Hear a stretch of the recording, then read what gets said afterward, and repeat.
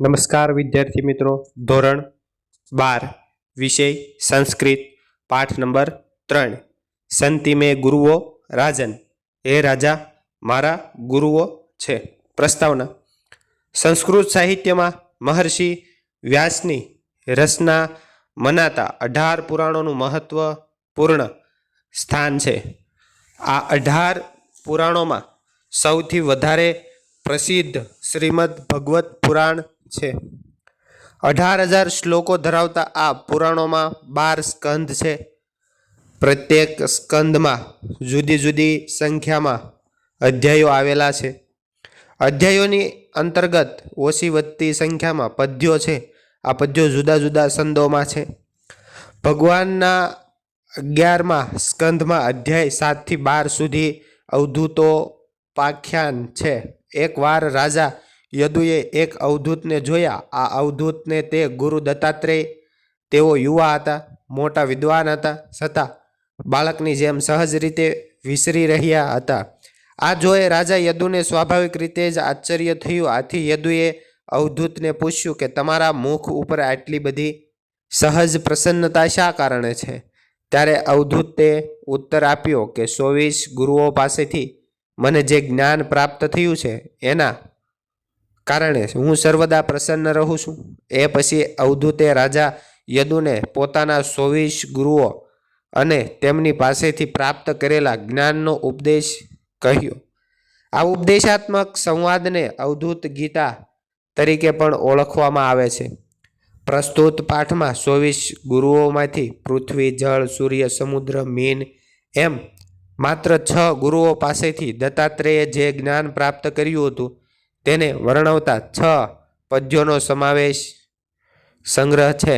તે ઉપરાંત પ્રથમ પદ્યમાં ઉપક્રમ છે અને અષ્ટમ પદ્યમાં ઉપસંહાર છે. આમ કુલ 8 પદ્યો છે. ઉપક્રમના પદ્યમાં પોતાના અનેક ગુરુઓ હોવાનો અને ઉપસંહારના પદ્યમાં એક ગુરુ પાસેથી મળતું જ્ઞાન પૂરતું હોતું નથી, પરંતુ અનેક ગુરુઓ હોવા ઘટે તેવો નિર્દેશ છે. આ 6 ગુરુઓ પાસેથી અવધૂતને જે બોધ પ્રાપ્ત થયો છે તે નીચેના પદ્યોનો અભ્યાસ કરતી વખતે જાણી શકાય છે. પહેલા નંબરનું છે ઉપક્રમ. સંતિ મેં ગુરુઓ રાજન બહવો બુદ્ધયાપી શ્રિતા યતો બુદ્ધિમુપાદયાઃ મુક્તો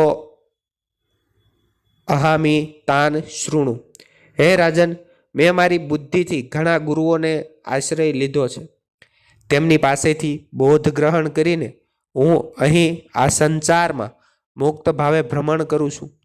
તમે તે ગુરુઓના નામ અને તેમની પાસેથી ગ્રહણ કરેલો બોધ સંભળાવો. પ્રથમ ગુરુ છે પૃથ્વી ગુરુ. ભૂતે આક્રમ્યા અણોપી ધીરો દેવ અનુશાસને તદ્દિનાન ન ચલેત માર્ગાદન્વિક્ષિક્ષમ ક્ષિપ્ત વ્રતમ. અન્ય પ્રાણીઓ વડે આક્રમણ કરવામાં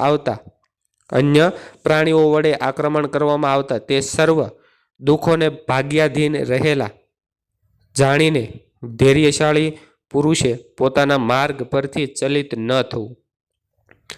પૃથ્વી પાસેથી આ ક્ષમાનો ગુણ બોધ હું શીખ્યો છું કે પૃથ્વી ઉપર ઘણા બધા મુશ્કેલીઓના પહાડ તૂટી પડે છે, છતાં પૃથ્વી છે એ પોતાની જગ્યાએથી ચલિત નથી થતી. એવી રીતે પુરુષે પણ પોતાના માર્ગમાં ગમે તેટલી મુશ્કેલી આવે ચલિત થવાનું નથી. તો પૃથ્વી પાસેથી આ શીખવાનું છે. બીજા નંબરનું આવે છે જલમ ગુરુ. સ્વચ્છ પ્રકૃતિ સ્નિગ્ધો માધુર્યસ્તિ ભુનુર્ણામ મુનિ પુનાત્યતામ મિત્રમીક્ષોપ સ્વર કીર્તન. સ્વભાવથી જળ સ્વચ્છ, પ્રેમાળ, મધુર અને તીર્થરૂપ હોવાથી મનુષ્યોને પવિત્ર કરનારું છે. મુનિ પણ નૈસર્ગિક રીતે સ્વચ્છ, સર્વને પ્રિય તેમજ પોતાની દ્રષ્ટિ તથા મધુર વાણી વડે લોકોને પવિત્ર કરે છે. આથી મુનિને જળનો મિત્ર કહે છે. પછીનું આવે છે સૂર્ય ગુરુ. ગુણોર્ગુણાનુપાદતે યથા કાલમ વિમુચ્યતિ ન તેષુ પૂજ્યતે યોગી ગોભીર્ગા ઇવ ગોપતિઃ.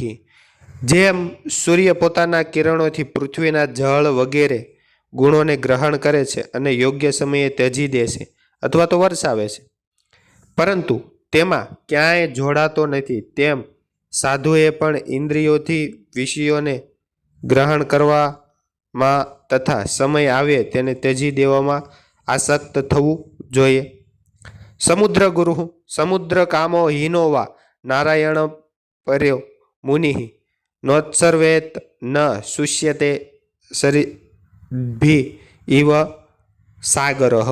જેમ સમુદ્ર વર્ષા ઋતુમાં નદીઓના જળને લીધે વધતો નથી, તેમજ ગ્રીષ્મકાળમાં નદીઓના જળ ન આવે તો તે સુકાઈ જતો નથી, તેમ ભગવત પરાયણ યોગીએ સમૃદ્ધિની પ્રાપ્તિથી, સાંસારિક પદાર્થની પ્રાપ્તિથી પ્રફુલ્લિત થવું જોઈએ નહીં અને ઘટે તે શોક કરવો જોઈએ નહીં. સંપત્તિ વધી જાય તો શોક કરવો, તો પ્રફુલ્લિત ન થવું, અને જો એ સંપત્તિમાં ઘટાડો આવે તો એમાંથી કાંઈ દુઃખ અનુભવવાનું નથી. ભ્રમર ગુરુ અણુભ્ય ચ મહદભ્ય ચ શાસ્ત્રેભ્ય કુશલો નરઃ સર્વતઃ સારમાદતાત પુષ્પેભ્ય ઇવ ષટપદઃ. જે પ્રમાણે ભ્રમર નાના મોટા સર્વ વિભિન્ન પુષ્પોમાંથી સુગંધ ગ્રહણ કરે છે. આપણને ખબર છે કે ભ્રમર છે એ હરેક પુષ્પ ફૂલ ઉપર બેસી અને પોતે સુગંધ પ્રાપ્ત કરે છે અથવા તો મધ મેળવે છે. તે જ પ્રમાણે બુદ્ધિમાન પુરુષે નાના મોટા સર્વ શાસ્ત્રોમાંથી સાર પ્રાપ્ત કરી લેવો જોઈએ. એવી જ રીતે નાના મોટા બધા જ સાર પ્રાપ્ત કરાવે તેવા શાસ્ત્રોમાંથી, ગ્રંથોમાંથી શીખી લેવું જોઈએ.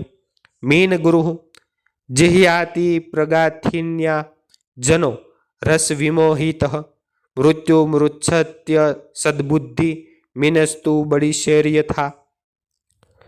જેમ રસથી મોહ પામેલી દુર્બુદ્ધિ માછલી અતિ શક્તિશાળી એવી જીભને લીધે માછલી પકડવાના કાંટાઓથી મૃત્યુ પામે છે, તેમ સ્વાદનો લોભી દુર્બુદ્ધિ મનુષ્ય મનને વલોભી નાખનારી અતિ શક્તિશાળી એવી પોતાની જીભને વશ થઈને મૃત્યુ પામે છે.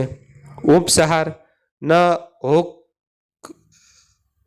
કસ્માત ગુરો જ્ઞાનમ સુસ્થિરમ સ્યાત સુપુષ્પ ફલમ અત્યુક્તા સ યદુમ વિપ્રહ યયો પ્રીતો યથાગમમ. એક જ ગુરુ પાસેથી સુસ્થિર અને સારું એવું પુષ્કળ જ્ઞાન પ્રાપ્ત થતું નથી, એમ બોલીને તે વિદ્વાન ગુરુ દત્તાત્રેય અવધૂતને યદુની પાસેથી જે રીતે આવ્યા હતા તે જ રીતે ગયા. જલમ ગુરુ તો કે જળ ગુરુ છે, એની પાસેથી શું શીખવા મળે છે? જળને ગુરુ રૂપે સ્વીકારીને અવધૂતે બોધ મેળવ્યો છે.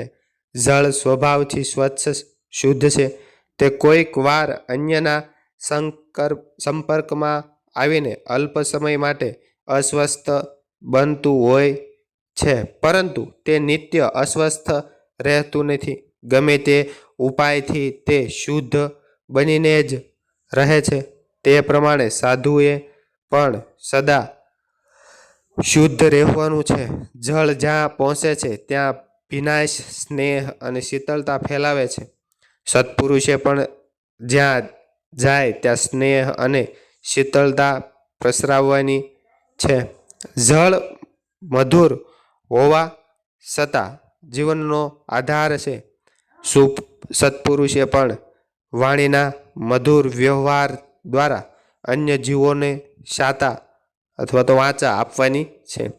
જળ જેમ પોતાના દર્શન અને સ્પર્શથી પવિત્ર કરે છે, તે પ્રમાણે મનુષ્ય પણ પોતાના દર્શન, સ્પર્શ વગેરેથી સર્વને પવિત્ર કરવાના છે. આપેલા વિકલ્પ છે એનો જવાબ તમારે જાતે શોધી અને કોમેન્ટ કરવાની છે. તો વિદ્યાર્થી મિત્રો, તમને આ વિડીયો ગમ્યો હોય તો લાઇક, શેર અને સબસ્ક્રાઈબ કરવાનું ભૂલતા નહીં.